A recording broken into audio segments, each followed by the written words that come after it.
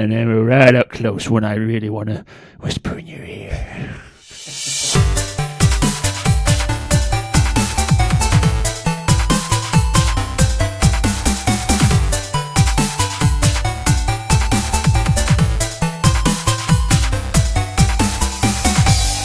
Hello everyone and welcome to episode 9 of the Decade Parade. My name is Liam. And I'm Tim. And we're here on a very, very, very, very rainy September. It's been, I think summer's officially over now. Yeah, definitely. I think I drove through, at one point, at least a foot of water. Yeah, there was a road when I was coming down. Yeah. Everyone was just driving down the middle. And yeah.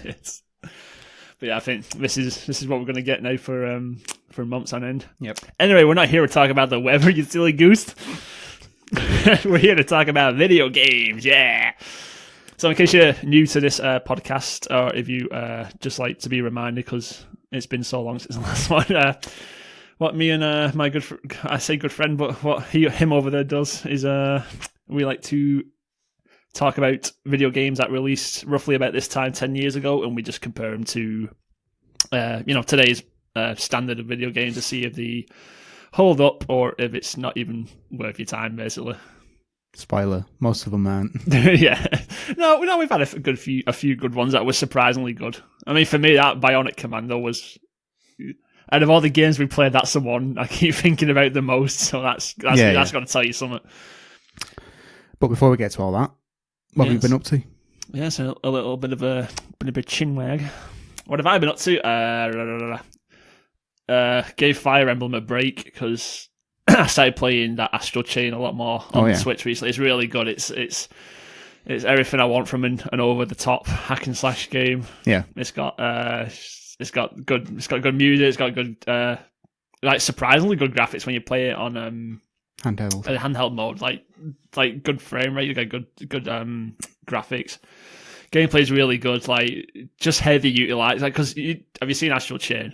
Yeah, I've seen. Yeah, so the premise is basically like you've got this thing called a Legion, and you're connected to it through a chain. You can actually use the chain as like a physical thing during combat. So you get some enemies that charge at you. If you manage to get the chain in front of them as they do a charge, they basically run into it, and you and your Legion just launch it backwards. So it's you can use it to wrap up enemies and stuff like that. It's pretty creative how you can use it. I've only heard good things about it. I'll probably pick it up at some point. It is good. It's definitely a top tier hack and slash by my comparison. So that's what I've been playing for the most part. What else have I dabbled in? Is that it? Is that it? I feel like that's all I played really.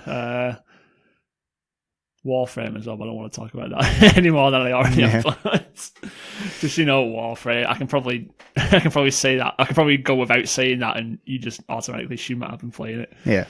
Which would be a fair assumption. But no, I feel like... Oh no, I tell a lie. I started playing that Blasphemous as well on Switch. Oh yeah. It's it's just like a 2D side scrolling, very Dark Souls-esque. It's really good.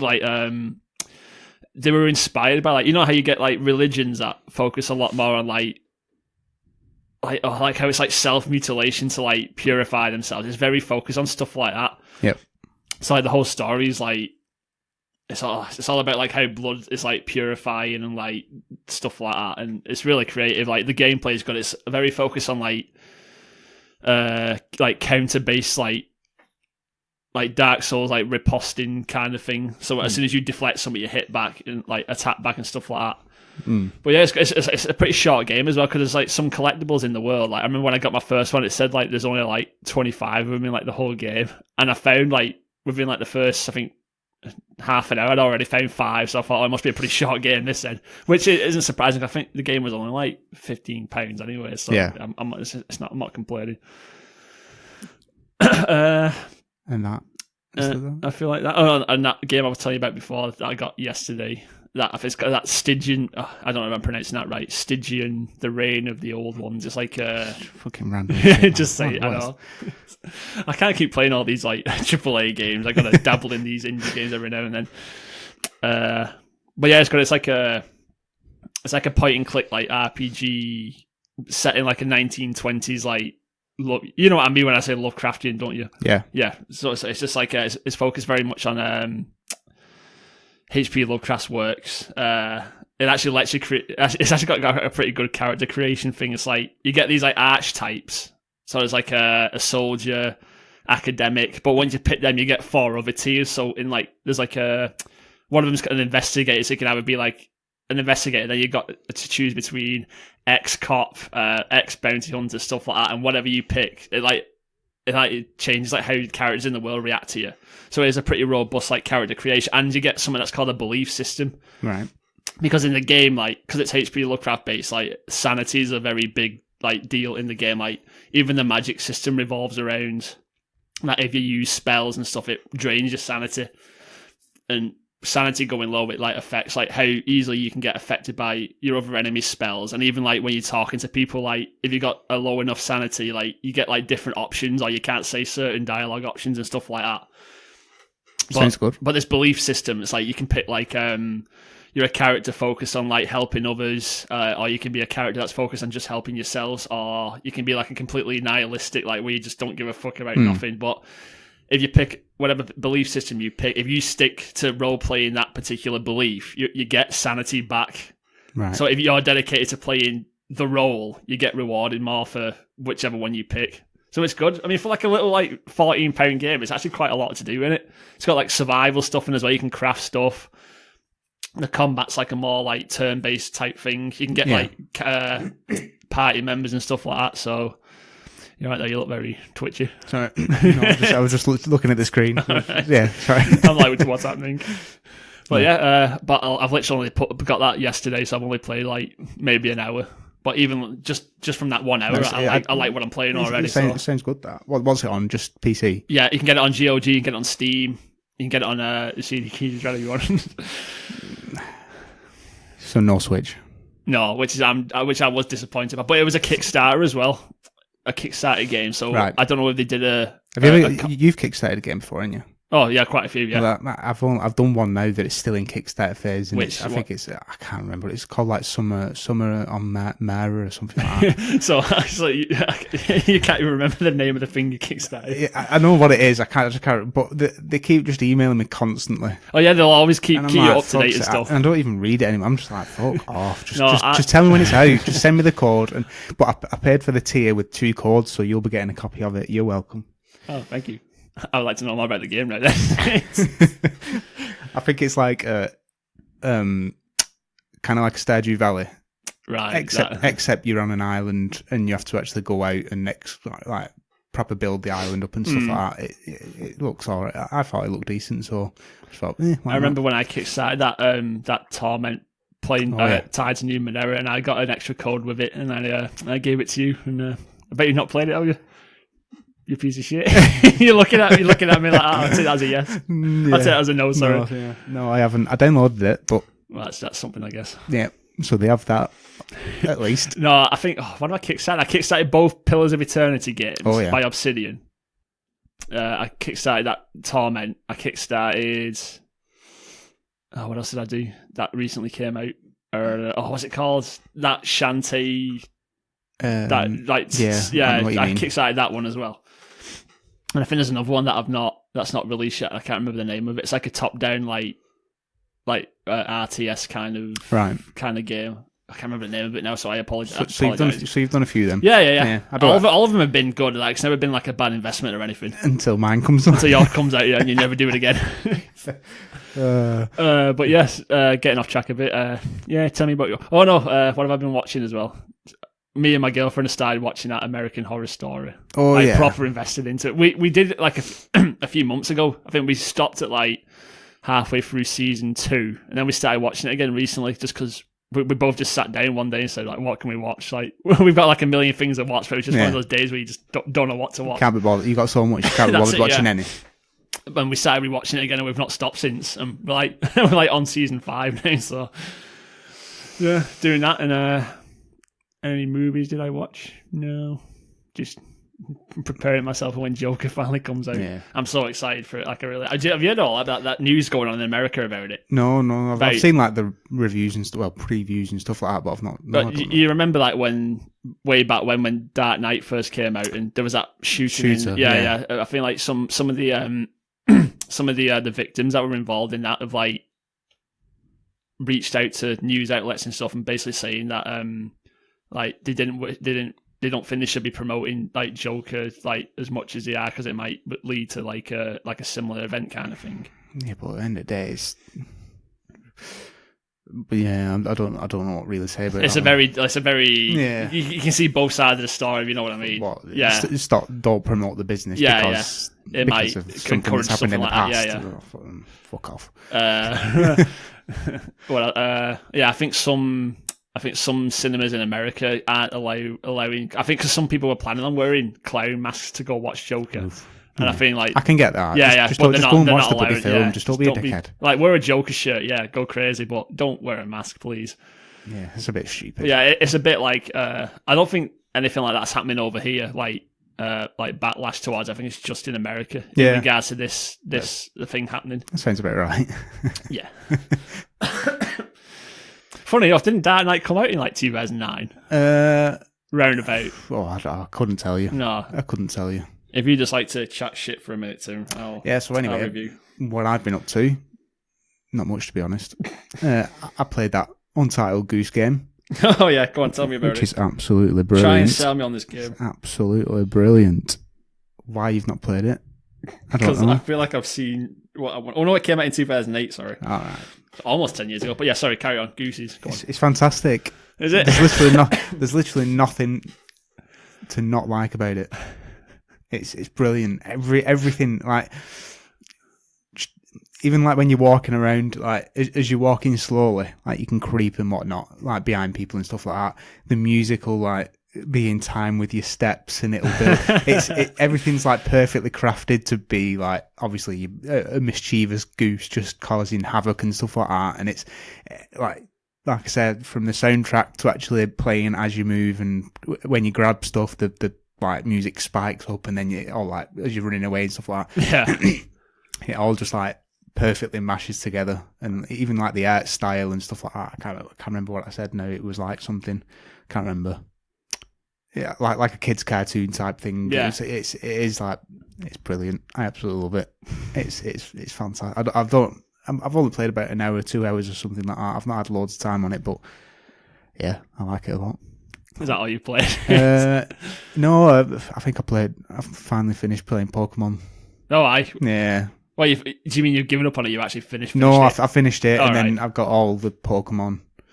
And have you not worried you burnt yourself out now for when Sword and Shield come out? Yeah, that's what I'm thinking. I tried getting it done quick, and I blasted it all in one because I thought I want a break from it before the next one. And even now, I'm like, ooh, can I bother? Because it's like, I want to get all the Pokemon so we could get the shiny charm, and then I could go and start collecting shinies. And then I was like, I can't be bothered now. I can't be bothered. So you feel like you go through all this effort to get how many? Is it just the original 150? Whatever it is. Yeah. Yes. In what is it? Pokemon Go? No, not Pokemon Go. What's it? Pokemon Let's Go. That's it. Sorry. Well, there's like I think there's the original 151, and there's like Mew, and then there's the Melton ones or whatever they're called, the little fucking magnet bolt things, whatever they are. For some reason, they threw them ones in. Don't ask me. I'm not one of them absolute nerds on Pokemon. I just like catching them. Just give me the original and that's it. Yeah, so the original 150 have always been the ones that I'd remember by heart. Oh yeah, I can remember bits and like some Pokemon from like the later generations, but the original 150, like I've got them mesmerised to a T. Yeah, I might see how I feel about closer to the time for the next Pokemon game. See if I can. Because there's so many games coming out these next. I know, few months. It's like, do I bother? Because it's like I'm all in on Death Stranding. I'm all in on that game now, to be honest. I don't, and I'm not expecting much from it. I'm expecting a game like No Man's Sky-esque. That's what I'm expecting from it. I actually don't know what to expect because with this Death Stranding, I've not looked too much into it. Yeah. I do plan on getting it. I've not watched it. No, sorry, I tell you, I've watched a few GIFs. But that 50-minute footage that he showed from you don't watch all that. I've not watched it. I've watched like bits and pieces of like gameplay trailers to try and at least get some general idea of what it's going to be about. But for the most part, I don't know anything about it because I want this to be like a game that I play that's like a genuine surprise. Yeah, I get that. But like I say, I've only seen a few GIFs from that TGS footage, and even some of them that I saw, I was like, they weren't massive or anything like that, but I was like, I would have rather discovered that myself. Yourself, yeah. And I was saying this about people mourning, like, oh, what the game, what's it about, and what's this, and like, I don't know what it's about. Why should I bother and stuff? And it's like, well, you could say that about most of the games that are always highly praised. For example, the last major one was probably Zelda Breath of the Wild. They didn't show anything of that. No. It was all about you figuring out what you can do in that world and just exploring. You just do it. Like when you was a kid and they didn't fucking hold your hand with anything. It was like you just go and figure it out. And that was what was brilliant about it. So then when people are moaning about... Kojima's never showed much of his games. Oh, no. A lot of his games are hidden in the small details of things you can do. He'll give you like a general... overall impression, like what you can do. Yeah. So, like say with that 50-minute gameplay thing, it's just a general like showing the basic premise. But like you said, with Hideo Kojima, there's like so much in like the details and that's like that. That's what I don't get. It's like just leave it. I don't. But the thing is, because people keep pestering, that's why he's shown that footage. And then when you're scrolling through Twitter and stuff, he's constantly posting little clips and little screenshots and little things like that from the game, and I'm like, just fuck off. just leave it. If they don't want to buy it, they won't buy it. But when it comes out, if it's good, the hype will build up. Don't forget that we do live in an age where people don't have much time to play all the games they want anymore, so they need to know like if a game's going to be good or not before they get it. But it's also Hideo Kojima, isn't it? Yeah, I know, but some people are still a bit salty about Metal Gear Solid 5, I feel. That's Konami's fault. Yeah, but I don't think everything can be... I think 100% thrown. The majority of it is Konami's fault, but I feel like some of the things. I know what you mean. Kojima's say so. Yeah. But anyway, apart from that, I don't think I've been playing much. What have your eyes? I tried playing a bit more Odyssey, but I think I've fallen off that already. That's why it just doesn't click. There's something just not clicking. Yeah. I think it's the optimization. The frame rate and stuff is just all over the place, and it just pulls me out, and I just can't be bothered.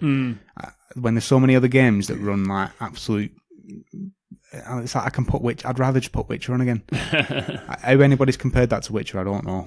I think it's just like how the open world similar works. It's too big. Yeah, it's too big and too much of a mess. I don't know where the fuck I'm going. Yeah, it's too big and too barren, I feel. Which is a problem with a lot of open world games. Yeah, like it doesn't feel like there's enough that worth exploring this massive landscape. It's a shame because the actual story in it I really like. Yeah, but I can't be asked doing all the other shit to get to the story. It, yeah. I think I'm at like level 14, and all the quests and stuff that I've got literally a massive list of side quests and main quests and like contracts and stuff that I can do, and they're all about 5 levels higher. Yeah, there's like 2 or 3 that are like a level or 2 higher, and it's like even then there's the balance with that is, I feel, is way off. Even if you go a level above, you seem to just get battered. Do you not just go on one of them like user made levels where it just levels you up to the max level as soon as you do it? Yeah, I suppose you could do. Yeah. As soon as they announced these user made levels, and I saw someone had done a level that gets you to the max level straight away, I thought, why am I not surprised? I watched a video of it. Literally, you just start the level, there's a load of enemies in front of you, and all the enemies just die, and you get all the experience. That's it, yeah. That is brilliant. Like all the highest level enemies, they die. Like someone just kills them, and then you get all the experience. That's fantastic. So that's it. You just do that about 5 times, you're max level already. But I think Ubisoft changed it a bit so you can't do that anymore. Yeah, definitely. Well, I don't know what they were expecting. Like, were they expecting people to do like Little Big Planet-esque kind of stuff? But even then, look what happened to Little Big Planet after stuff that ended up on there. Apart from that, no, not much. I think I've just been trying to finish off some TV series and stuff as well. So I've finally finished Chernobyl. Oh yeah, good stuff there. Yeah, and then I listened to, there's a podcast that accompanies it. Is it? Yeah, I'd recommend that. There's an episode for each episode of the TV. Well, it talks about the show or like the actual event. Yeah, no, both. Both, right? How he's come to and whatnot. It's worth a listen. Definitely listen to that if you've watched it. Yeah, it is good. There's 6 episodes because there's a bonus one as well with the main guy, the main scientist guy. Can't remember his fucking name now. Legolas. Legolas. Lord of the Rings. Yeah, whatever. It's something like that. But yeah, it's really good. And he just basically goes into just talking about how they made each episode, and obviously things that they kept original and things that they tweaked and stuff for each. Yeah, so worth listening. Yeah, it's such a good show, Chernobyl. Finish The Boys. Did I say that last time? I think you said you watched it. Yeah, I finally finished it. That's fucking brilliant. It As soon is as I good. finished, I was like, I want more. then I just looked for all the comics and was like, yep, I'll start reading the comic. Yeah, watched Toy Story 4. I've still not watched that. Well, not I say I watched it. I watched about 10 minutes and then I went cooking food. Yeah. And then I come back in for like the last 20 minutes and apparently it's not all that good. Oh. I need to watch it myself properly, and Spider-Man, like I said, which was good. I'm like 3 months too late, but Yeah. I'm surprised he's not been spoilt yet, to be honest. yeah, no, I'm really, especially with all the news that's been going on. Yeah, I'm yeah. really surprised that I've not spoiled it, which is shocking considering some of the other spoilers that I saw for like Endgame. Oh no, when Endgame came out. On the week that I watched it. Yeah. Like, There when were it come spoilers out. out for Endgame literally within the day it came out. Yeah, fuck that. People, why'd you right do off. this to me? Anyway, shall we move on? Yeah, I think that's it for our general chit chat. So next on, we'll move on to what came out 10 years ago this month. Basically, the games that we didn't feel were worth dedicating our hard-earned time to. Yeah. Do you want to go or shall I go? I would, Oh, but do I've you- not got the page Oh, up. no, well, I'll start then. On the 1st of September. We're in September, aren't we? Is it September? Yeah. Fucking hell, it's September, man.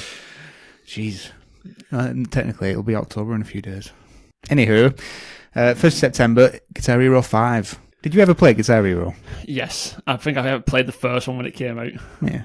It's good. It's like you can't go wrong with Guitar Hero. You really can. I find it odd that they don't keep making them.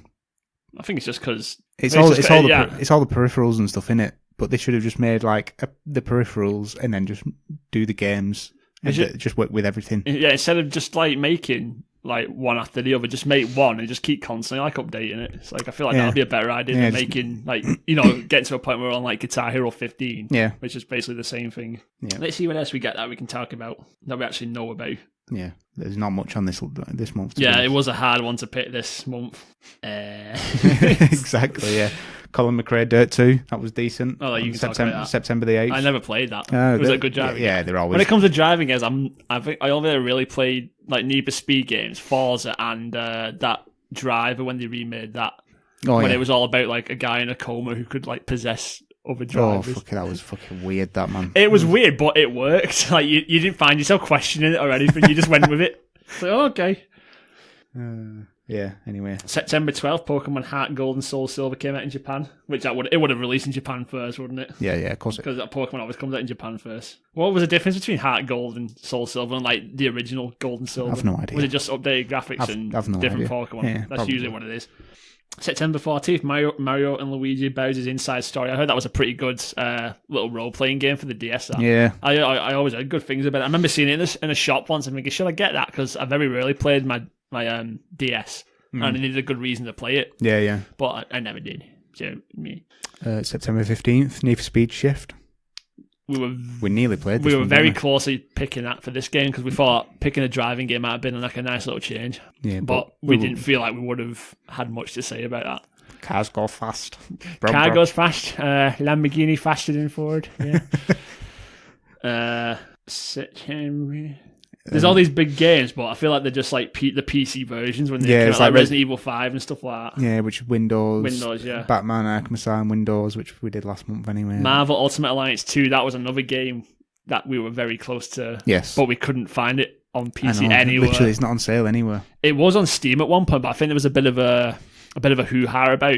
I can't remember if it was like licensing or something like that, but then it got took Yeah. off Steam, so it was a bit hard to find on PC then. Scribble Notes. Scribble Notes, yes, that was such a. At the time, I thought that was the most creative, like inventive game at the Yeah. time. It felt more powerful than it probably was. Yeah, I feel like we thought more of it than. Cause Yeah. I feel like I mentioned this before, but with Scribble Notes, it basically just got to a point where like a few items that you could create pretty much did everything. What was it, like them handcuffs or something? If you handcuff like the star that you needed to get, you could drag it to you or something Yeah, like that. yeah. I wonder if they patched that now, or well, I suppose it's on Well, they DS, released didn't it? they So- released a load more Scribble Knot games. So. Well, I know you can get it all on mobile now as well. Yeah, can't yeah. you? So- Which when I first heard about that, I thought, you know, I'm actually going to do that, but no, don't be silly. don't be daft. Who plays mobile games? Oh, that's talking about mobile games. Apple Arcade, fuck them. Go on. And fuck Apple. Do you remember that game we played at EGX? I don't know if it was last year or year before, called What the Golf? Yes. Do you remember? And you're playing the golf thing. It's like mini golf, and then stupid shit happens. It's like I feel like I remember when you thought you were going to hit the ball, and like the hole actually came towards you instead. Yeah, stuff like that. or you're as the person, you go to hit it, and then as you hit the ball, like the person goes flying instead. But each level's like completely different. Yeah. So there's loads of different things that go on. Or like there was one where you chip the ball put the ball to the hole, and then as it's getting near the hole moves and stuff like that, and it's just dead. It looks dead funny, but I've been waiting for it for ages to come out. They've only gone and put it on Apple Arcade and nothing else. Straight after this, it's coming out for Microsoft Windows. Oh no, it is coming out, Yeah. but they've launched it on that first exclusive. Oh, right, exclusive well, thing. yeah, time thing. But then because it's on there, now everyone's sharing pictures of all the levels and the courses and stuff. And I actually tweeted to the guy saying, "What the fuck is going on here?" What are you doing? I said, I've been waiting for this since I saw it years ago, and then you've put it on there just for one platform. They're all sharing pictures like absolute dickheads, which, whatever, I don't mind. Yeah. But release it on everything, because most of the charm of that game seems to be in the surprise of what each course is going to be. If you know what's going to happen. So then everyone's sharing the stuff. I've seen so many things now, and I'm like, I don't even know if I want to fucking bother now. I get what you mean. I was proper looking forward to that game. It looks funny as fuck. It was. Well, I only watched you play the EGX, but every single level made me laugh. Yeah. Like, just like you said, it was the amazing thing about it was the surprise on each level. Like, you didn't know what was going to happen. But anyway, that's my rant over. Like, I think I remember once one of them, like, where you went to hit the ball, but instead of hitting the ball, there was like a little house next to you, and as you hit the ball, the house flew off instead into the hole. A big one, September 22nd, Halo 3 ODST. We were praying they were going to do the Master Chief Collection on PC before this. So we could play that. So we could play it, because I love ODST. Like, that's my favourite Halo game. I've still never played that one. Because I'm a fucking PlayStation fanboy. Katamari Forever as well on PS3. Can't go wrong with Katamari. They've just re-released that, haven't they? Well, like yes, a version of it. Because I said, shall we do that? The re-release version. But yeah. I'm not 100% sure what we could have spoke about with that, to be honest. I don't know what the whole it is one of them, gameplay it is one of those small, like, arcadey type games that you feel like you don't got much to say about. Yeah. Then again, we said that about so many games that we played, and we ended up chatting shit for like that's true, over an hour at least. September 25th, Professor Layton game and the Diabolical Box. I can never hear or see the word diabolical the same since watching The Boys. Oh, no. Yeah, it just is. Yeah. I just can't. Fucking diabolical. That's my terrible impression. Carl Urban. Is he Australian in real life? I don't think he is. No. Why is he American?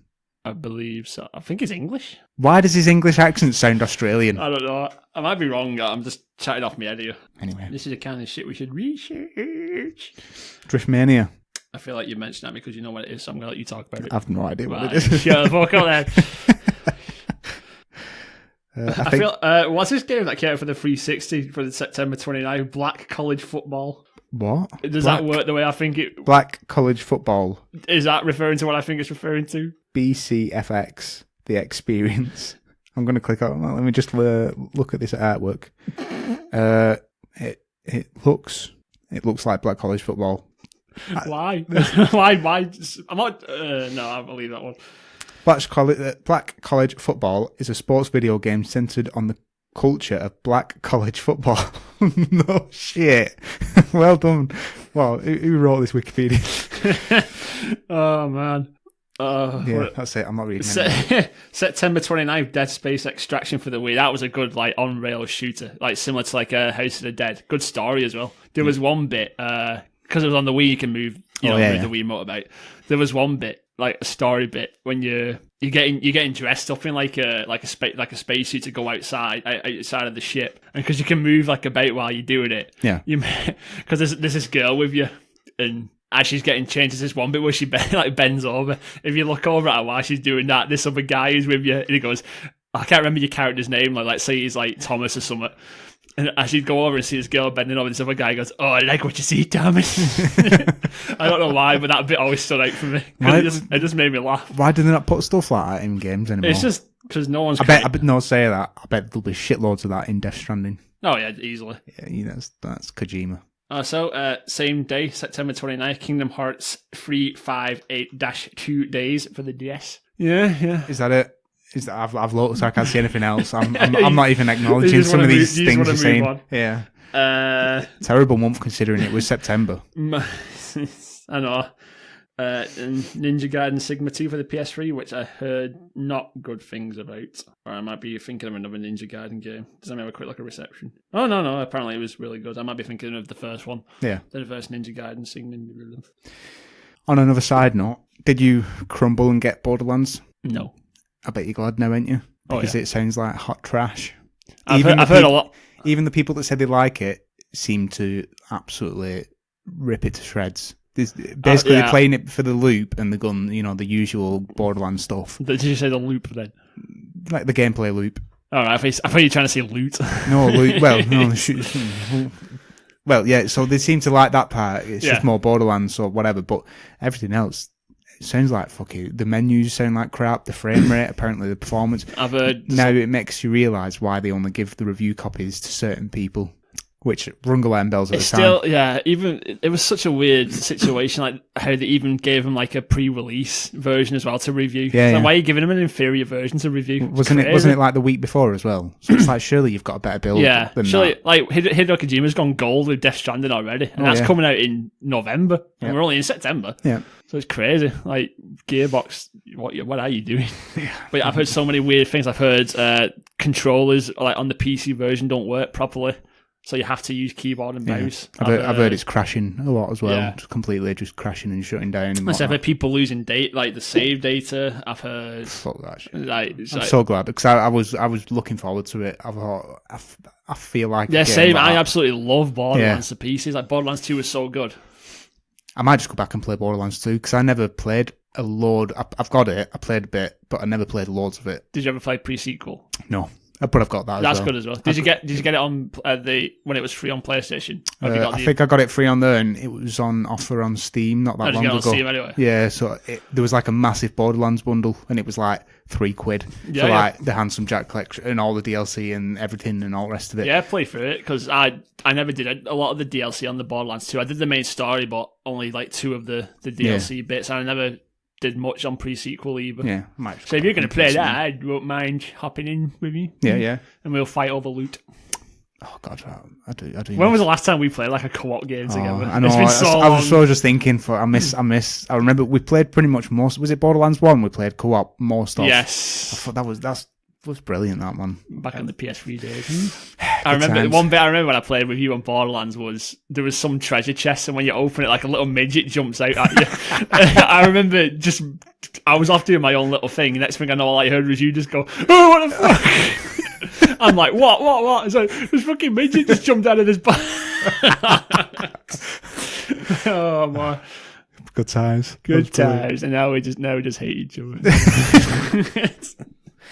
We're laughing. It's true. we're begrudging laughing. Yeah, we need to play some more co-op games. Hopefully, it's just because we're both responsible adults now. We're not at college anymore. We need like an allocated day. Yeah, like a game day. Yeah, game day per week. Or once a month is more realistic. Yeah. No, definitely need to do something like that. But yeah. Anyway, moving on. That's everything in it. So shall we move on to the subject of the week, the month? Don't say the week, good God. Oh God, it's just no way I can do this a week. It's just that muscle memory of podcasts. Just say the week, just weekly podcasts. Anyway. Yes, let's talk about the subject matter at hand. What did we play this week, Tim? Wet. This month, sorry. I just did exactly the same thing. What did we play, Tim? Wet. We did indeed play Wet. That's fitting for the weather. Yeah, exactly.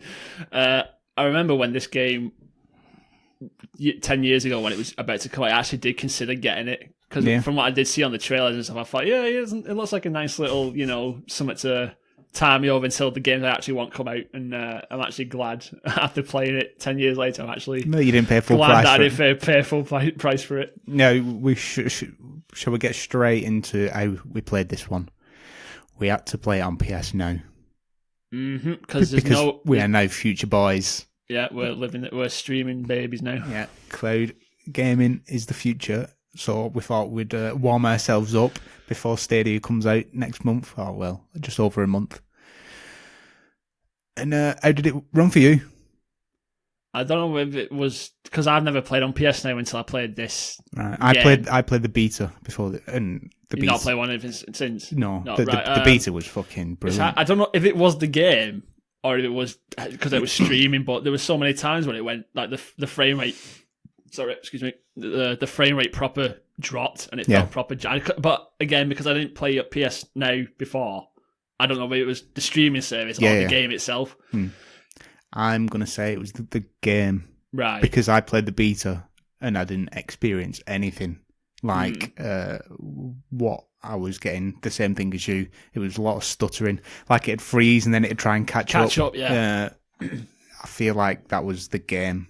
Yeah, I tell a lie. Actually, I actually got that Asura's Wrath as well because that was on PS Now as well. There's always a game I wanted to play, and I played like the first level, and I actually never got any like stuttering or. Yeah. Like, it's weird that it's all still like 30 FPS, even though it's streamed. I was expecting it to be. Well, it's PS3 games, wasn't it? Yes, I mean, so they practically what it is just a PS3 running on the server bank. So it's not like an emulator kind of thing, like how they do it. That's what I was thinking going into it. It is, yeah. It's literally just because they can't really emulate PS3, can they? No, they've shot themselves in the foot. Yeah. Saying that, they've taken a lot of hirings on for emulators. So I think it's something they've been working on to try and get backwards compatibility on the PS5. So I wouldn't be surprised to hear about it when the PS5 gets announced. They're definitely working on trying to break.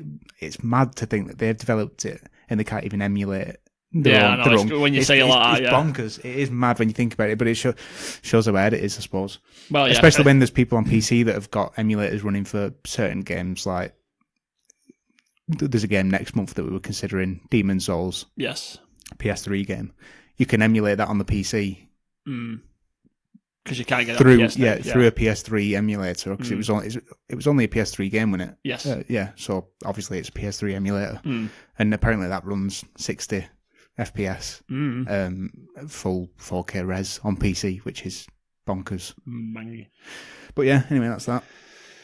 Yeah, that's it. Yeah, see you next podcast. So right, yeah, Wet. Yeah, go on. You run through some stats. So, Wet. It was a video game that came out on the PS3 and 360 back in...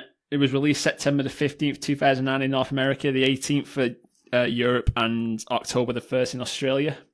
It was created by a developer called Artificial Mind and Movement. I didn't actually check if they'd done any more games, did you? No. Oh, you have a quick flick through. I'll just keep chatting bollocks.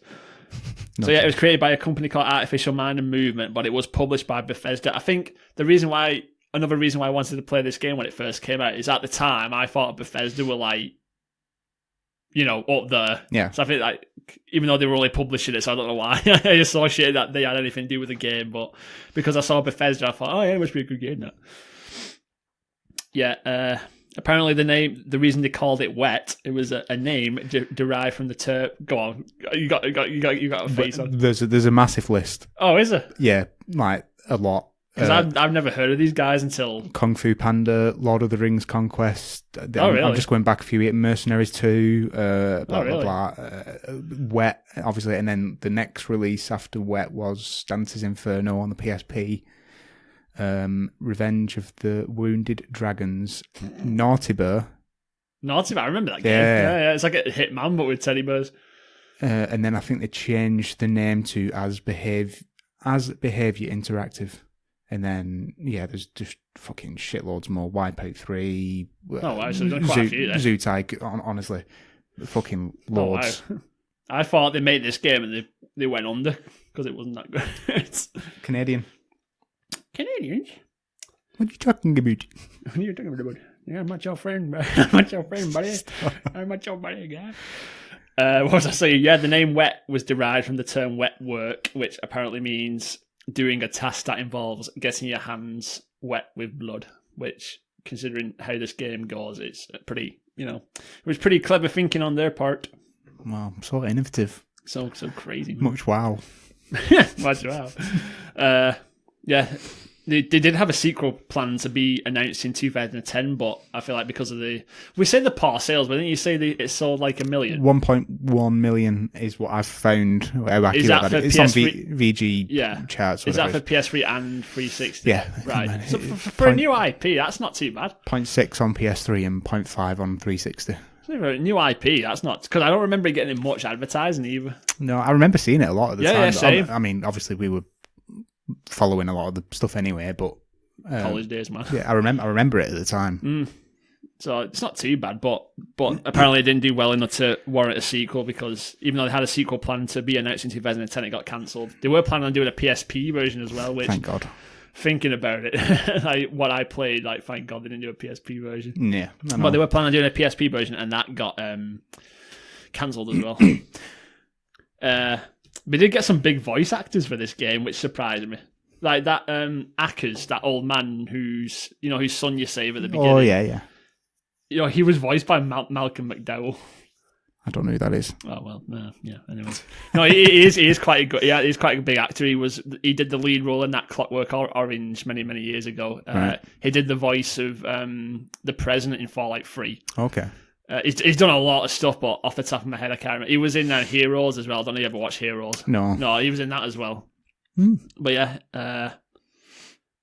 and apparently, yeah, the voice of Ruby, she's a big name as well, but I can't say I know her too well. I don't know if I'm pronouncing this right. Eliza Dushlu? Do not know if I'm pronouncing that. So yeah, this thing, I mentioned this to you before, that I don't know if it's true, and if it is, I want to talk to you about it. But what did you think of Eliza's voice acting performance as Ruby? I'm going to say cheese. Cheese. So is that in a good way or a bad way? Bad. So another question: did you think it was worthy of winning an award? Definitely not. It won an award. No, she was apparently put up for consideration for a lot of like video game awards towards voice acting. So bear in mind, this is like the same year that Uncharted came out, and Batman. And Batman. And Uncharted 2, wasn't it? Come out 10 years ago. Yeah. Uncharted 2. Yeah, so Batman Arkham Asylum. Yeah, Brutal Legend with like Jack Black's voice acting as well. And she was put up for an award. She was considered for like, I feel like female actress for voice actress awards. So yeah, that's why I'm asking. Do you think it was that good voice acting? I don't know what to say. I feel like she didn't talk enough to warrant. It was just award. Fucking. I don't even know what to say to that. what fucking moron? They must have not had. Who won? I think it was. Oh, I can't remember. I'm going to say it must have been something from Uncharted. No, it wasn't. Oh, I think it was. I think it was Chloe Fraser from Uncharted. Yeah, that's what I'm feeling. Claudia Black. Sorry, that's a real name. Chloe's a character. Sorry. Yeah, I think it was Uncharted. Yeah, fucking thank God for that. The only thing I can think of is that if she'd have won, I would have stopped playing video games today. Just fucking sold my PC, sold my Switch, sold I would everything. have given up on gaming based on the whole fact that this woman won an award. But yeah, like I say, I feel like the only reason she got considered, because I personally didn't think it was that good voice acting, but I feel like there just mustn't have been so many like high profile like female voice actors in the game at the time. There was loads just off. I think that's the only reason I can think of. I mean, you have Harley Quinn from Batman. You have, like you said, Chloe. You had the other one. What's her name from Uncharted? Because she was in the second one as well, wasn't she? Fuck's sake! Yeah, the one she married. Yeah. What's her name? Elena. Good God. There was Finger as well. Assassin's Creed 2. One of the main girls in that Finger did her voice. Oh, is it Kristen Bell? Oh yeah, she did her voice as well. Really? I think she was actually considered for the award as well. So, you know how long was this list? Quite just literally everyone who's ever done a female voice acting role. Just bang, there you go. So I mean, but it's crazy because I don't think it was that good of a voice acting. No, it's terrible. No, now it's terrible. Yeah. Just that news alone has just demoted it into the terrible tier. Okay. Right, just get on to Let's move on. Shall we just get onto the story? Let's get this story, or lack of, Unless there's any more general information about what you like to throw. No, fuck them. Has this just pissed you right off? This? Yeah, I can't. That's yeah. Thank God Jeff Keighley stepped in. Oh God. Go on. I'll let you talk about your story because I've got such little to say about the story. Yeah, I mean, I've tried writing. So I'll talk about the basic premise. What's it about, Tim? Honestly, I have no idea. I got the first bit where you. Right, I'm just going to say what I wrote down. I couldn't stop laughing from the opening cutscene because of the guy with the voice box. I know what you mean. Saved by the guy from South Park. I was like, straight away, I was like, what is this? It's good though because I won't talk about it now. It added to like the style of the thing they were going for, like this whole like B movie style kind of thing. I couldn't see the balance though. Sometimes it felt like it just weren't taking itself serious, and then other bits it felt like it was trying too hard to be serious. Oh no, I just felt like it was just taking the piss the whole time. Yeah, that's not how I was seeing it. So maybe if I'd have, gone in with that mentality all the way through, I might have enjoyed the story and stuff a bit more. But apart from that, all I really know is you kind of like this contractor who's doing jobs for certain people. Yeah, the girl's name's Ruby Malone? Yeah, something like that. Okay, mother of Post Malone. she doesn't really give a shit about anything. But like the first thing she gets, she's a delivery guy for a hat. She gets the hat for some. Yeah, kid her first job is she like interrupts like a deal. Like, for some reason, this guy's buying a hat for some reason. They never explain why he's getting it, but the reason Ruby needs it is she was hired by this guy whose father needed a heart transplant. Yeah. And, yeah, she drops in, does a business, gets his heart, delivers a lot of, like, cheesy, typical, like B-movie kind of, like, lines, drops off the heart, and you think that's it. And what is it, like, 3 years later or something like that? Or 6 months later, something weird like that. And she lives in basically she's a stig of the dump. Basically, she lives in a trash yard in the middle of the desert. What's it called, like a boneyard? It makes sense because it's basically like a giant obstacle course in it. So the reason why I'm annoyed with you every time it sent you to that place. Oh, that's one of the. I won't talk about it now, but that's one of the things that contributed to me not wanting to play it. Great, carry on with the story, yeah. But it does make sense that she lived in like one giant obstacle course because it explains like why she was so good at doing the job, because she was pretty much training all day. So as weird as daft as it sounds to say out loud that she lived in a trash yard, it kind of makes sense towards her character. Yeah, what little character there was there. But yeah, she's in a boneyard. Basically, the guy who you saved, doesn't it turn out to be like an imposter or something like that? Oh, I can't even remember. Yeah, basically, this guy comes in. Like I say, I finised it like 3 weeks ago, and already it's like fading from memory. It's like making room for the next one. Basically, the guy who got the heart, not the son, the dad whose the heart was for, he basically comes and tells you that his son's fallen in with a bad crowd, basically, in what was it, Hong Kong? Yeah. He got involved with like loads of drugs. So he basically contracted you to go and save the son. So you go to Hong Kong, you rescue the son, you bring him back to... Spoiler alert, everyone in Hong Kong actually has American accents.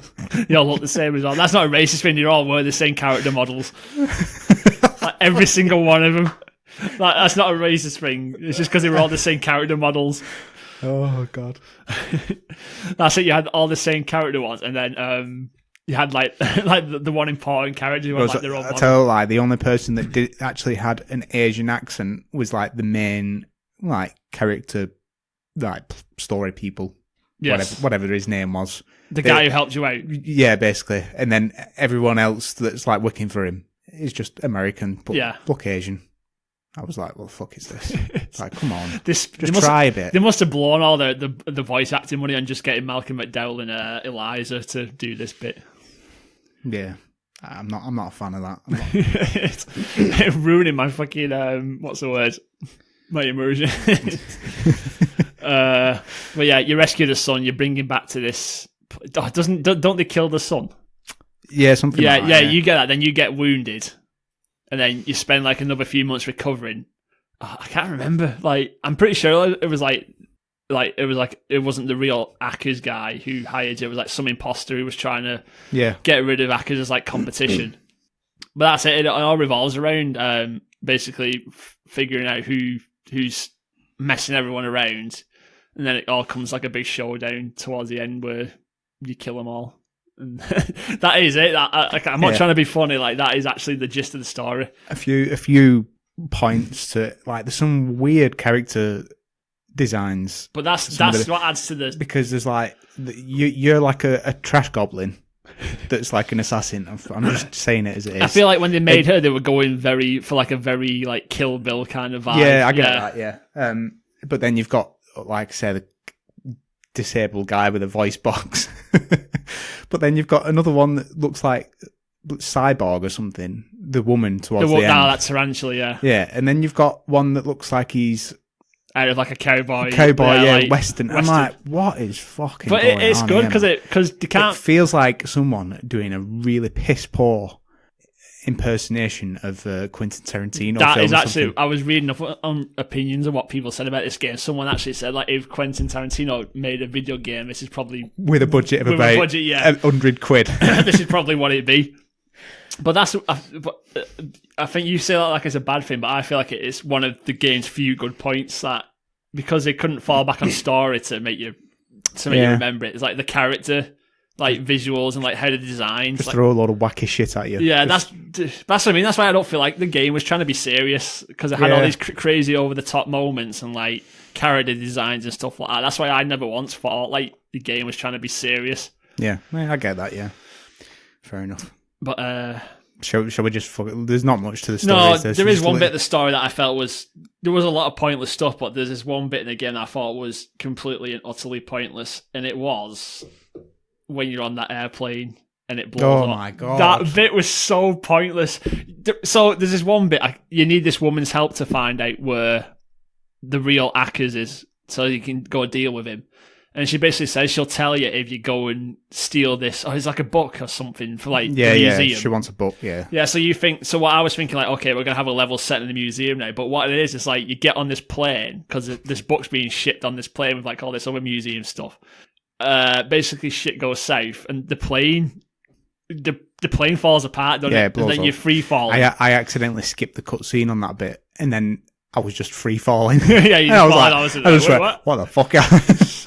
Well, yeah, that's it. Then you're free falling, and then you grab a parachute, you grab what you need, and then you take this book back to this lady. And I felt like it was such a completely unnecessary bit. Like they could have had a cutscene where she hijacked like a transport vehicle and took the book. Like they could have. We didn't need that airplane bit. I did, yeah. I feel like it was all the rage to have some kind of big set piece. Yeah, especially with the Uncharted just round the corner. Yeah. Granted that nobody really knew what that was going to be, but you think of the set pieces in that. Oh yeah, like compared to this, it felt like they just kind of like shoehorned that in to try and get something in, and the gameplay bit of that, trying to dodge all the rubble and debris and stuff as you're falling through, was I must have died so many times on that bit. Oh, I was fuming. Oh no, that's because you've got to like the perspective of the stuff approaching you. Yeah, wasn't right, so you couldn't judge where you were. It was just awful. And then there was some bits that you've got to fly in the middle of and through the gap. Oh, I was like, and all the while you got people shooting at you as well. Oh, it was shite.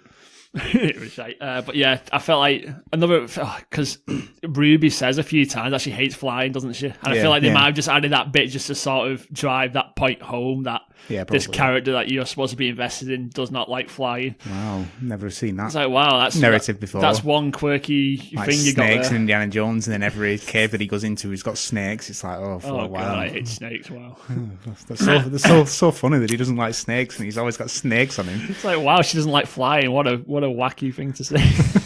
Like Mr. T and he doesn't like flying. Yeah, he's like, here, drink this milk, and they always drug him. It's like, I feel like that often gets overlooked. That they're constantly drugging this guy, and he's always okay with it.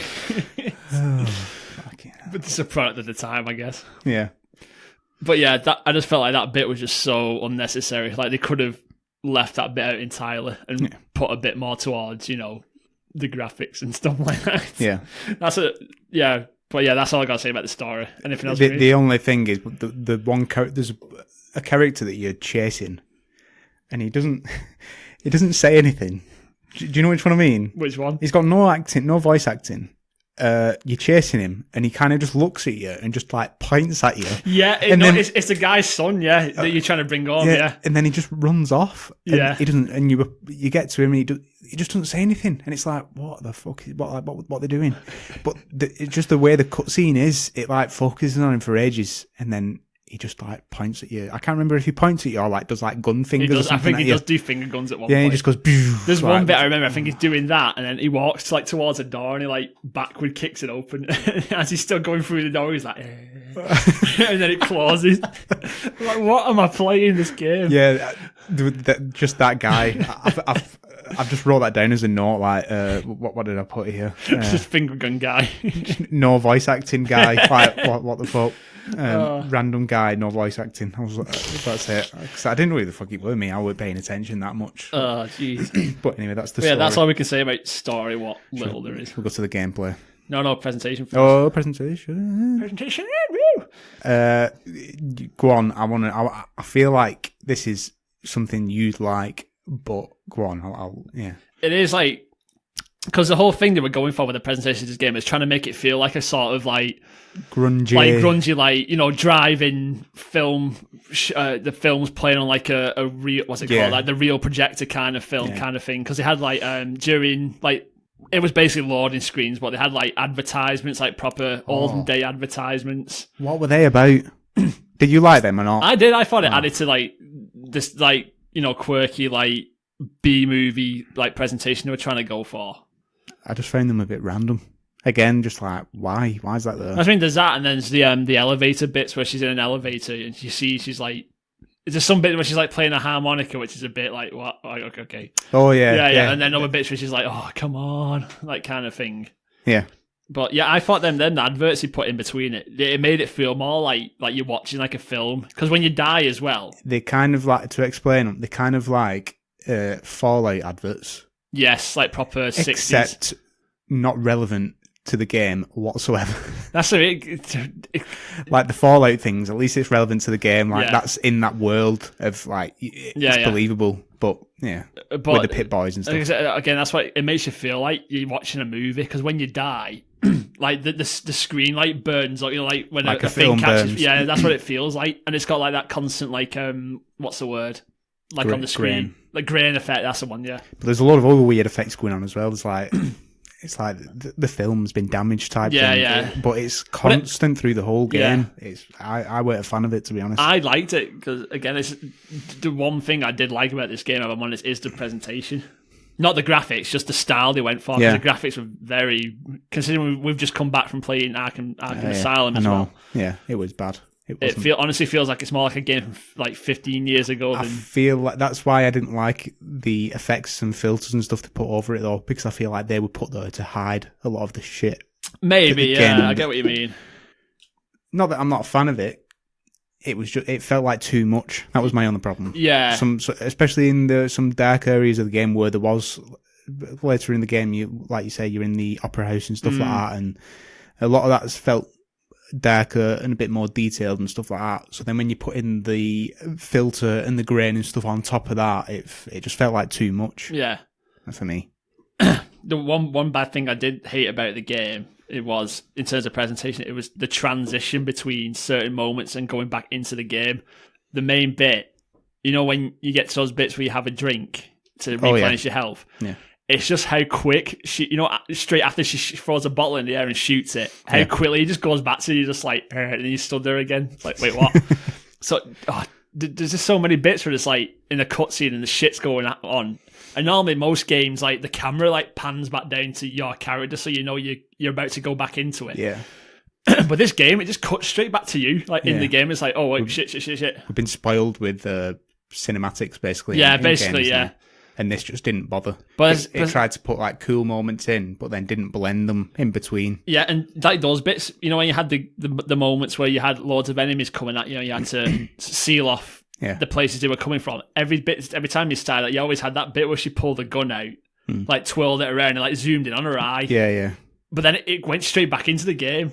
Yeah. So the transition was so weird. And I've not wrote this down, but I just remembered there was one bit when you get to one of those drinking points. It was in like a little. It was in when you're in Hong Kong, and it's in like underneath like a little hut. And as you drink, she throws the bottle up into the air. But because there's like such a little hut like above, there's literally about maybe like 4 feet of space above her. And as she throws the bottle in there, she clearly throws it really high through the roof. Yeah, but you don't see the roof, and then she shoots it. And then as it went back into the game, I was just about to walk off. That's when I noticed the roof. I'm like, hang on, did she just throw that bottle through that roof? It's just things like that. It's the transition was so weird. But that for me, it just kept like I wasn't immersed in the game anyway. But stuff like that was really off-putting for me. I know what you mean. It was like just how they transition back and forth between like cutscenes and like getting back into the game. It was so weird. Like just having that camera pan match your character would have helped a lot more than just literally throwing you straight back into it. Because there was moments when I think it was one bit where like a bridge starts collapsing on you, and it's in like slow mo. It's like blowing up, and then all of a sudden it's you again, and then everything starts falling out. You're like, oh shit, go. Yeah. It's just it's just not something I like. No. That's. Are you done on that? Because I thought that like presentation. Like you said, graphics weren't that great. What do you think about like the environmental like style that they went for, like how they designed it? I didn't mind it. Like some bits stood out for me, like in Hong Kong, like all the. No, it was the opera house, like the big, like when you showed me that video, like that big dragon and stuff like that. It was stuff like that. That's something we didn't mention. How it all them bits when she gets blood in her eye and it all goes proper Mad World style. Rage mode, yeah. Oh, fuck. There was like what when that first happened, I was like, if I did not read about this game so much when it first came out, I wouldn't have had no idea what was going on during that bit. But does it only happen like 2-3 times? It's about 3, about 3 times ish. For like such a thing that's like such a big thing, it's like why did they bother?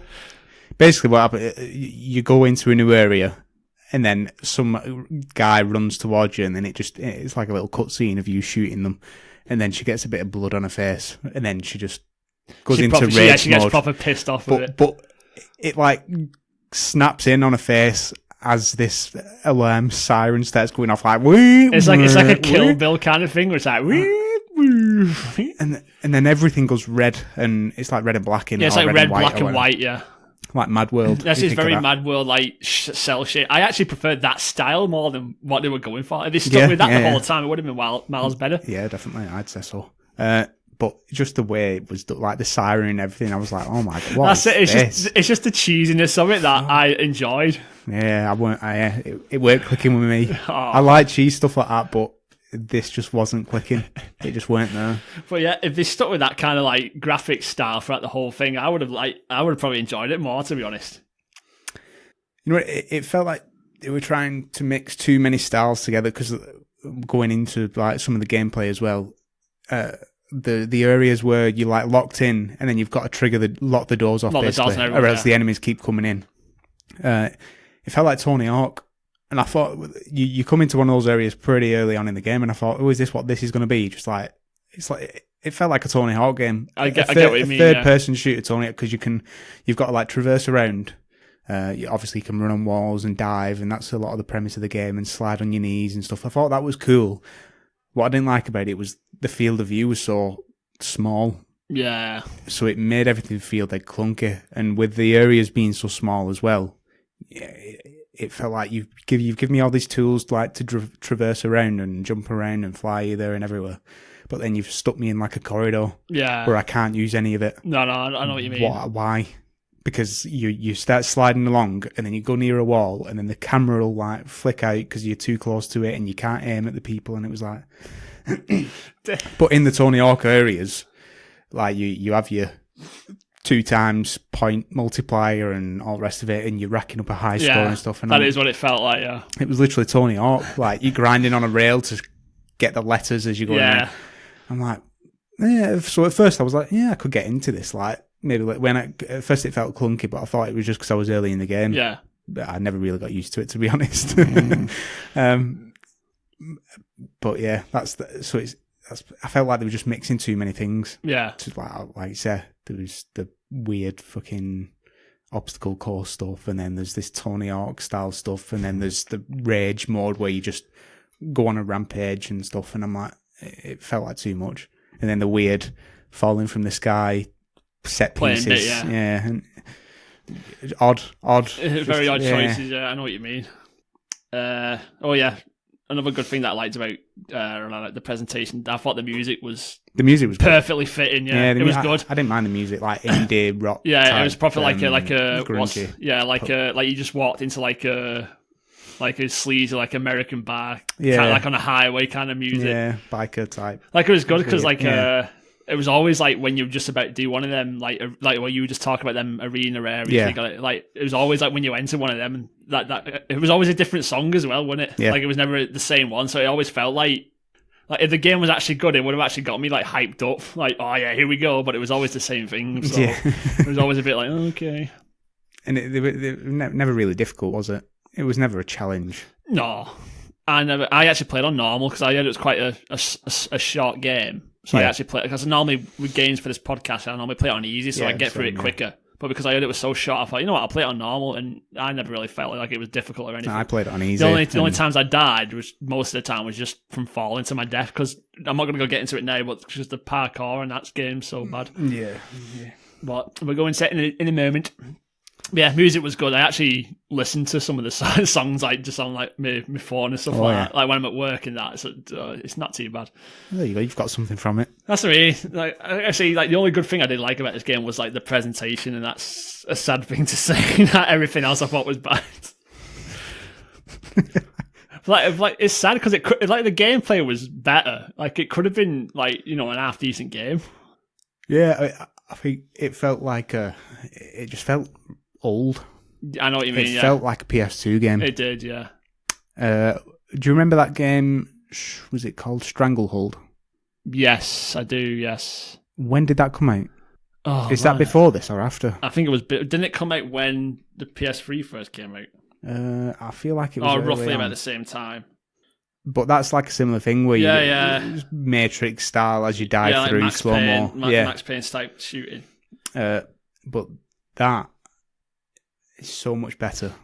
Oh yeah, I only ever played the demo with Stranglehold. Oh, I love that game. I absolutely love that game. Even they did it online. 2007, yeah, so it came out a lot earlier. Really? Yeah, 2007. Wow. Maybe it's just the way I'm thinking of it, but that felt a lot newer than this does. Oh yeah, even Max Payne 2, like how that worked, felt a lot better than, and that came out on PS2. Yeah. Weird. It's a very weird beast we're dealing with here. Anyway, it's impressive to say that a game felt so old, like even not coming out that long ago. If you get what I mean, like you get some games where you say like, oh yeah, it felt so ahead of its time. This is the complete opposite. It felt like it should have been released 10 years before that. Yeah, But yeah, that's presentation. So we're going to go into where I feel like most of our problems lie, and that's in the gameplay. Yep, which is always good. Which is always a good thing. You play a video game. It's in the name. What? Go on. Tell me your verdict.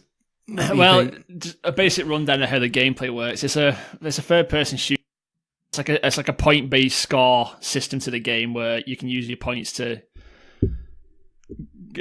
Sorry, I see you leaning in. Then you use the points to unlock like upgrades and stuff like that, and it's kind of like a thing like if the more. I want to say the more creative and stuff you are, like the better the points you get. But I didn't feel like it was ever. Like, I just pretty much just jumped through the air and shot people the whole time. I felt like I always had enough points to get, like, an upgrade. Oh, yeah. But, yeah. There was never a moment where I wasn't flying through the air. Yeah. Or sliding, yeah. But, yeah, basically, you have guns, you shoot. You can just shoot as normal, but that's not the point. Like, if you just shoot normally... Spoiler alert. Yeah, spoiler alert. It's got guns in it.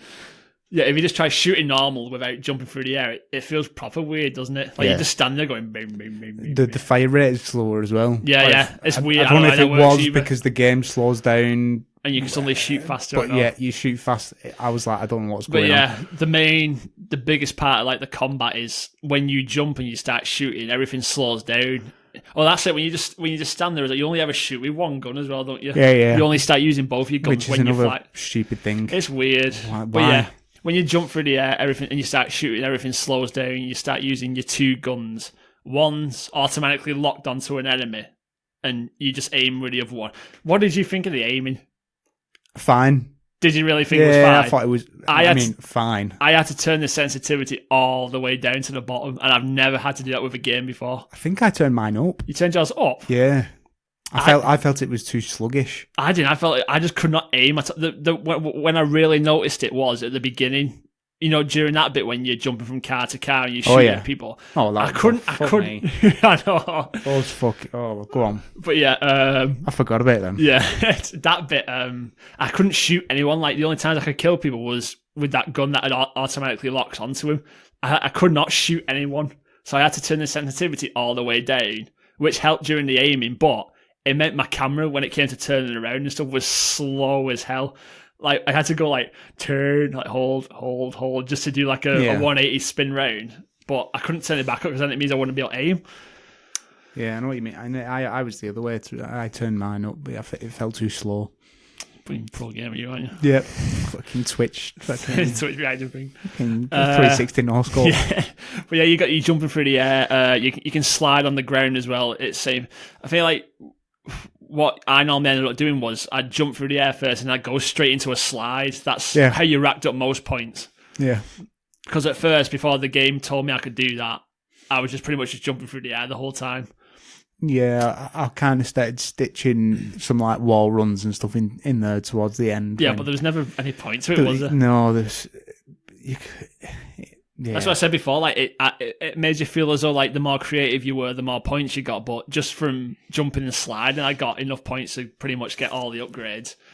Basically, to sum it up, you can do all this parkour. You can wall run. You can run like vertically up the wall, and then you kind of like do a backflip off at the top. Yeah, you can slide on your knees, which was cool because you can literally like look all the way around 360 as well. Yeah, and you can like dive. I always thought them bits were cool as well when you slide down the ladders. Yeah, I thought that was cool. You Yeah, slide upside down. I thought that was cool. The main problem was with that. You can clearly tell that they thought or just wanted you to do that, or they thought it was such a cool design to be able to do that the gun thing, when you're just running around normally, it slows your fire rate down. You can only shoot with one gun. Yeah.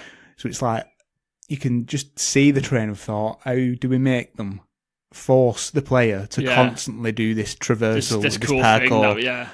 And you can't. I don't think you could play that game without doing it. Oh no, definitely not. It's just so. Unless you I would have been suicidal. Unless you always want to use your sword, then which was shite. Which was shit anyway. Yeah, that's another thing. You could use a sword as well. So it's like, but then there's so many problems with, like you're saying, with the parkour and stuff, where there's no point really to the wall running apart from getting over the odd gap here and there, which most of the time you can just jump over anyway.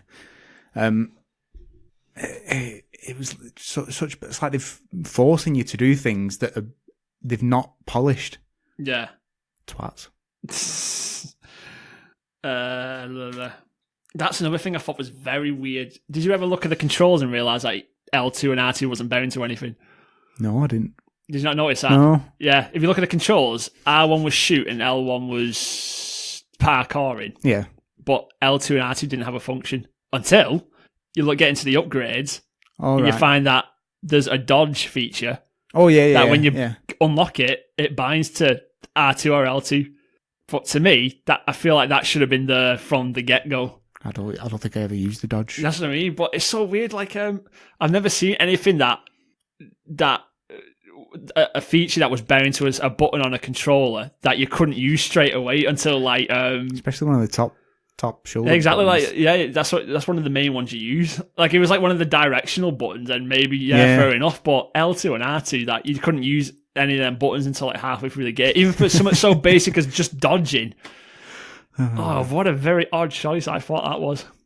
And because you know how most of the upgrades cost like 1,000 points or 2,000 points. You know this dodge thing was only like 500 points. Yeah. So they expected you to get it. So it should have should have been there from the beginning. It's like what an odd thing to have, like to take out and have as like an upgrade. Like even the other things felt like they should have been there from the get go. Like when you swing from a pole, you can like sorry, like when you're hanging from a gap, you can shoot people and it slows down. I feel like most of them like upgrades should have been just part of the game from the start. Yeah. But then you've got all your basic weapon upgrades, which every single one was just like it either shoots faster or hits hard or you get more ammo for it. That's it. Yeah. The guns, they all basically felt the exact same to me, apart from the crossbow. And shotgun. Yeah, shotgun for me was just a harder hitting, slower pistol, and the SMGs were just a faster, weaker. Fire rate was different. Yeah, that's it. But because it was so easy the game, I never felt any reason to not use the pistols. Yeah. When you max out your pistols, you never have to use anything else. The thing is, it gives you infinite ammo on the pistol as well. Yeah, because if you run out of ammo, and when you go in slow-mo and it kind of, so to speak, doubles the fire rate if you're done, you go through ammo so quick on the rifles or SMG. Like the SMG, or whatever. yeah. And it's like, what's the point? The only time I ever used the shotguns was when I was up against, one of them guys with the mini guns. Like they were basically mini bosses. That's the only time I ever used the shotguns. But even then, if you go into the slow-mo mode where you're diving about, they can't hit you. I know, they don't get enough time to shoot at you. So it's like, why? It's very odd. You've made it like, so I'm invincible. It does feel like that, yeah. And it just becomes pointless. And you get like auto health regeneration, don't you? Depending on how high your score is, how much damage you're doing, and obviously that is a good thing. It reminds me a lot about like how in Bloodborne, like the more aggressive you were fighting enemies, like the more health you got back. So it did sort of promote this idea of like, just be aggressive. the more people you kill and the more the higher your score, the faster your health will come back. Right. Yeah. So that's one little thing. That it got right. Redeeming factor. The redeeming factor. Just everything else was utter shit. Everything else was shit. But yeah, how did I get onto this? Yeah, not having L2 and R2 bound to anything was, until like halfway through the game, was so That's odd. weird. That I didn't even notice, to be honest, but yeah, that is odd. Guns I've got the same. Honestly, there's not much. I've made a note here and I don't know what this is. I can't remember. I think I've just wrote, can't feel my legs, ... smoke. It was that cutscene. There's a cutscene at the beginning when... Is it not the guy on the highway? That's what I mean. It's that cutscene at the beginning when after that bit where you jump from car to car and then he's like on the floor, he's like, I can't feel my legs. And then he just takes it, and then, does he just smoke? I think he just, like, he's saying, he's fucking, obviously, he just had come out of the car or something. Crashed in the car, and he's like, I can't feel my legs, and then he just started smoking, and it's like... It was one of them moments that trying to make Ruby look like a badass as well, because she took the lighter off him, didn't she, and threw it onto and then she did like a slow walk away, like not looking at him. Like, cool guys don't look at explosion. It was like one of them moments, and it was just like, oh god. What was that about as well? Do you remember when she went into the hospital and she immediately started fighting those two guys as soon as she walked through the door? Oh yeah. Like, what was the point of that? It's just like character building. It's just trying to establish that she is a bona fide badass. It's like, okay, I don't believe that one. Okay. There's not much to talk about. I thought there would have been more in this gameplay for me, but honestly, it felt very repetitive as well. Like after a while of jumping through the air and sliding, it felt. That's what I was going to say. Considering they've tried to shoe on so many different styles of gaming, like I was saying, the Tony Hawk thing, the random set pieces and all this and that. Yeah, it did feel repetitive. I say after a while, that jumping through the air and sliding just feels very. Did you have any problems with certain sections of parkour that you have to? Yes, I had so many problems. There were some bits where like I couldn't figure out where to jump, even though you have some. What's it called? Ruby Vision, where it like highlights in red where you can go. There was bits where I couldn't figure out where to go. There was bits where I see that I could jump to, but I jumped, but it never attached to the. Yeah, it didn't recognize. It never crapped the edge, so I just fell to my death. That's what I said before. Most of the times I died in this game was just me falling to my death. Yeah, because the game doesn't. Because the game couldn't recognize that you were close enough to the edge or something like that, so you had to jump in a very specific kind of way. Yeah. There were times where it's like maybe like such a serious, like when you jump or something, it goes in slow motion. Yeah. There were so many bits where I mistimed the jump and it went into slow motion, so all it showed was just me falling to my death slowly. But there was a bit right at the end that proper wound me up. Go on. You're in that like wooden tunnel area, like literally the last bit of the game, which honestly. the shittest last bit of the game I've ever in a game I've ever played. How they finished it on that, I don't know. But anyway, you're running through and it's all on fire, so there's bits missing and stuff, and you're chasing after the guy. But you've got a wall run, and then there's the big highlighted thing on the wall that you can see, and that's the point that you've got to jump off to get to the other. You jump off, but it didn't recognise on the other side. Do you know which bit I mean? I know what you mean, yeah. And she just kind of hit the corner of the wall and then just fell. Fuck me. I was getting that rage mode. I was literally so close to just packing it in at that point. Because I'd looked at a walkthrough and I saw that I was right near the end, and I'm like, do I just fucking finish this? Yeah, just watch a it? YouTube video, yeah. I'm like, it's not worth it. And I finally did it. It took me ages. I was fucking fuming. Oh, God. Wouldn't recognise. I was jumping it exactly on the big fucking highlighted part that it told me to. Did nothing. That's when you had to then it does it 3 times in a row. Yeah. So then you get past. I got past the first one. I was like, oh, thank God, finally done it. And then there's another one, and I went, are you shitting me? Shitting me. That's what I mean. There was this one bit that I told you about when you're on that wooden bridge and that dynamite blows up and it's in slow motion where you got to run. There was one bit, like, just when I got towards the end, there's like a piece of wood that falls, and the X comes up telling you to jump at this last bit. So this prompt comes up that says press X. I press X. I jump, but I think I press X again because you can jump and wall kick off things. Again, that was another upgrade you had to buy, but I felt like it should have been there from the get go. But I jumped and I actually hit this beam as it was falling, so I kicked off it and I just fell. I just remember thinking, what? Sorry, I just remember thinking, why? Yeah, that's something awful. It's a very, considering parkour such a big thing of the game, it was not implemented well at all. It just felt clunky. It felt unresponsive. Another brilliant point of the game is the actual ending. Do you remember it? Do you remember? Even though it was like yesterday that you finished it. Yeah, it was that bit right at the end where the bit that I was just talking about where you're running down the tunnel, that's the actual last bit of gameplay. You run down this shitty tunnel that pisses you off beyond belief. You get to the end and then you catch the guy. That's it. And then it goes into the cutscene. And then the end of the game is you fight this cyborg woman, and it's just a quick time event. Yep. And that's it. I couldn't believe they finished the game by pissing me off in that tunnel and then giving me a quick time event. Oh, it's like Bionic Commando. That was the same. That was a quick time event at the end. They just didn't know what they were doing, did they? They must have just got to a point where they go, hang on, we're going to end this. And just like, bro, just going down engine. Yeah. Very the more I'm thinking about it, the more it's pissing me off. Why did we pick this game? Could have played Need for Speed. I feel like we would have been a lot happier with Need for Speed. Did you see that bit after the credits when it zooms in on that woman that you just fought? And it like comes in on her hand, and her hand goes. Oh yeah. Oh, and it's like, it reminds me of. Do you remember when you played that game, that movies game where you could create your own movies? Yeah. How you ended every single movie with that, with a guy, someone's eye just opened. Like, oh, brilliant! Every single one, you ended it that way. That was a fantastic. Oh, it game. was. I don't know why they've not done like an updated version of that. What was his name? Was it Peter? He made the Fable games. What's his name? Peter Molyneux. Was that it? No. Yeah. It was one of his games, wasn't it? Yeah. Or as I like to call him, absolute liar. I don't think he lies. I think he just he overhypes things. He's a liar. He's a liar.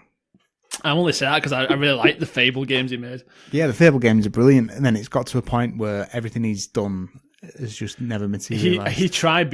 He's over ambitious, and then when he actually tries and do what he's like that Milo.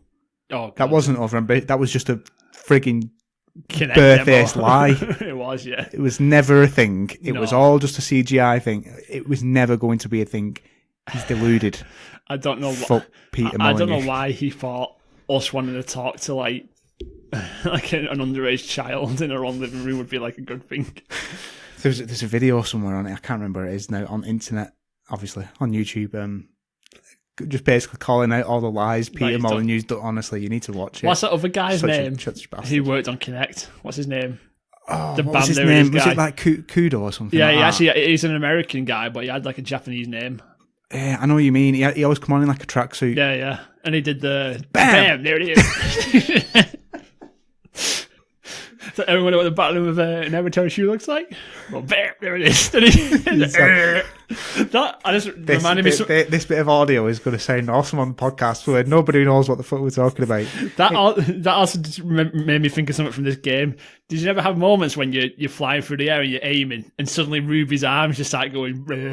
No, I didn't. No, it was always mainly when I tried switching to different people too fast, so her shooting arm just went.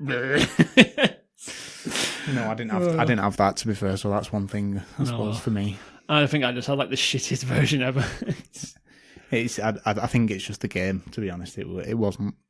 Yeah, like you're saying, you've played another game on PlayStation now, so it's not like we can blame the cloud streaming service for bad performance or anything like that. It was a bad first experience for PS Now, but it wasn't PS Now's fault. No, as we've established. So basically, our verdict is cloud gaming is the future. And what is not. Oh, that's something we didn't talk about. How the challenges for the how they teach you to use a new weapon. Oh yeah, it basically just right, you've now got access to an SMG, your SMGs or your shotguns. A shotgun or a crossbow, and then randomly in the middle of the game, it just throws you back to your trash heap. Yeah, it always says like 3 months ago, and it takes you back to like a training bit. Yeah, and it's like, oh god, it's like it forces you to do this like obstacle course where you have to like do it in a certain amount of time. Did you ever shoot them targets? Yeah, I did towards the end once I got used to the aiming a bit. I did not bother. But I don't think I ever got any of the times on target, and it still let me carry on. So I was like, what's the point? It gives you like 2.5 minutes. I think as long as you do it within that time at least, it's fine. I did it more than that. How did you? Yeah, I think apart from in the last one, I didn't get any of the like bronze, silver, or gold. What it gives you, and it still let me just carry on with the game. So it was like, well, what's the point? It's like such an odd like. Yeah, do this objective, but it doesn't really matter if you don't do it. It's very weird. It's the taking part that counts. Yeah, it's the participation that counts. It was so weird because like I've never seen anything that takes you through like an obstacle course like mid game. Like I've seen games where it gives you like an option to do it, but it's just not mandatory. If you know what I mean. Here we go. Another game that essentially they've shoehorned in. It's kind of like Tomb Raider mansion obstacle course thing. Oh yeah, I know what you mean. Except, it's just stuck a fucking time on and said run through the hoops. But it's essentially what it is. It's like they've just stole a load of ideas and just made them all crammed them shit. Together, yeah. Just made them all shit. That's the thing as well, going back to them guns and like the obstacle course, it always says like 3 months ago, and it shows her using these guns. So if she had access to these guns 3 months ago, why was she not using them from the get-go? There's so many things she could have done from the beginning. Why was she not doing them? Stop putting holes in this plot that is absolutely perfect. Oh man, this game. Right, so do you recommend anybody to play this? No. Really? No. Do not play it. Never play it. Just remove this game from PlayStation. There's a reason you can't buy it anywhere, and that's why we had to pay it. I'm surprised it's on PS Now. I am as well, considering there's so many better games that could be on there. PlayStation are taking up valuable resources on the servers they own with this shit. But don't forget, there's some people out there who probably do genuinely like this. Because I'm looking at reviews in this game, there were some reviewers who gave it like 8s and 7s. And it's like, no, I definitely I'm going to go and write all the names down, and I'm going to block them. I'm going to have a bloody good chat with them. Yeah, sum it all up. Wet, more like moist. Damp squib. More like damp squib. Would you recommend anything else that's like it? Oh, Jesus Christ. Max Payne, Strangleholds. Even the old Matrix game. Even the old PS2, Matrix game was better. The first Matrix game was banging. No. Oh, that game was banging. Oh, literally any third-person shooter doesn't even need slow-mo mechanics. If you want to play a good third-person slowy game, just play Max Payne 3. To be fair, though, I can't think, apart from Max Payne 3, I can't think of anything modern that's been like this. And I love these style, like Stranglehold. I absolutely love Stranglehold at the time. The online was mint on it. I can't really remember the story and stuff, but I really enjoyed the gameplay. Yeah. I remember that. But they just don't seem to make stuff like this anymore. And I love that style of stuff. I think it's like, like slow-mo, like shooting kind of one. Just like double A, so let's call it mid-tier. Like these mid-tier games that we don't get anymore. Like we were saying about like Dark Sector and stuff like that. all these mid-tier games, some of them were absolute. And now it's just either AAA or indie. Thing is, There's nothing in between. Thing is, a good mid-tier studio, Focus Interactive. What do they do? They recently did that Greedfall. They did the Surge. Right. What else did they do? Maybe it's just people just like people's expectations. It's like, why waste my money on That's it. that now when I can go and buy these countless AAA. I say polished. I'm going to put that because like Borderlands 3 should be a polished game.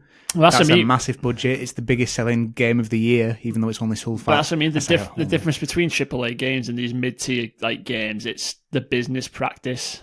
Like with AAA games, it's all about buy all this DLC and buy all this single player boosts and stuff like that. That's why I don't buy most AAA games. Yeah, same here. I can't be bothered. No. I'd rather go out and play What the Golf. When it finally fucking comes to indie games, for me, I'm enjoying a lot more indie games these days than AAA games. Because it's someone who wants to do it off their own back. They've not got not that they've not, but they don't want to fill their own product with bullshit. Because at the end of the day, they're making something they're passionate about. And you get what you're given. Something that... You feel like you're getting a whole product. Yeah. Without any bullshit added onto it. I'm trying to think of something that I'm assuming Borderlands 3 has got some kind of in-game currency, or I bet it has. I don't know if it has. I bet it's got some DLC bullshit. There's a lot. Like you say, going back to talking about Odyssey, how they have like single player boosters and stuff like that. Yeah, so why? That's a joke. Ubisoft are bad for it in single player, but at the same time, I feel like it's easily ignored in Ubisoft games. And I'm not giving them a pass for it, but I do feel like they do it in a way where it's easily ignored. Yeah. Whereas when you boot up an EA game or an Activision game, Call of Duty or fucking Need for Speed, even like Forza. The last Forza apparently was horrendous. Like just constantly pushing like the packs and whatever. I can't remember exactly what it is, but it like constantly just pushed it on you. And to think that's coming from literally a console bloody exclusive game, it's not right. It shouldn't be going on that. The console exclusives especially, they should be the ones to literally on a pedestal to sell and when they shoe on in just bullshit practices in like that. We're getting on a tangent here. Yeah, we're very going off topic here. And I'm not buying all that bull. It's all like cosmetics. Fuck off. Oh no, you know what else is cosmetics? All the stuff that you get in Mario Odyssey. Yeah. But that's part of the game. That's the whole part of the game.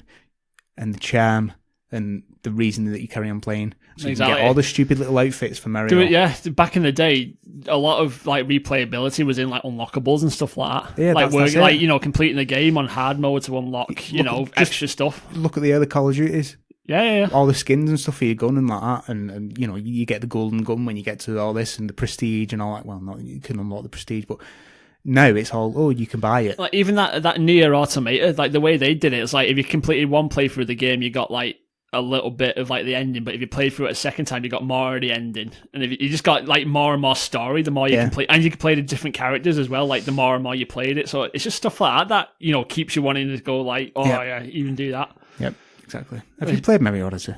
No. You're such a fucking horrible person. I'm just pure scum. I know. It's just because I've never seen it lower than like 50 quid. It's brilliant, man. I know it is. I do not doubt that it's not brilliant. The more it's one of them that I think about it, and I'm so disappointed that I've played it all because I want to play it again. It's like The Witness or something. Yeah, I want to completely wipe that from my memory. Just play it just so I can play it again, just without knowing any of the puzzles. Yeah. Fuck it. No, it's definitely a game I do plan on doing at one point, but it's just when it finally goes cheaper.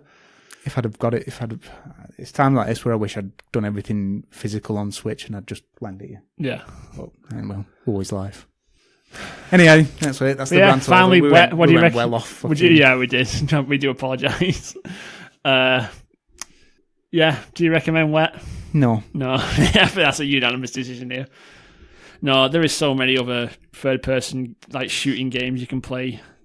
So we've just wasted about an hour and a half, 2 hours of your precious time. Yeah. We hope just so you can hear about a game that we've told you not to play. We hope that just stupid shit was enough to keep you entertained. Anywho, that's that. Yeah, I feel that's it. We didn't mention our Twitter, did you, right? Oh, we have Twitter, which is we should have done this at the front. At the front, everybody's yeah. left. Everybody's gone now. We have a Twitter at the Decade Parade. Yeah, we also have a Facebook group page, same thing, Decade Parade. And an email, thedecadeparade@gmail.com. We did do, on Twitter, our first poll ever, didn't we? We did. To find out what we're going to play next month. What won that? Well, actually, you know what? Let me have a quick look because of the wonderful things he does. I do apologise for that, folks. You can only put 4 things on the poll. Right. And I think there's quite a few games next month that There is so many do. next month. So, I put Brutal Legends on, Uncharted 2, Demon Souls, Bayonetta, but in the actual comment of the tweet, there's Borderlands as well. And I think it was the first one. Was it the first Borderlands 10 years ago? That's about right, that, innit? I couldn't fit that on, so yeah. And Uncharted 2 and Demon Souls neck and neck. It's finished now. Only 6 people voted, so that's in depth. Thank you, 6 people. I think one of you won it. Yeah, because I think I put Uncharted just to get that.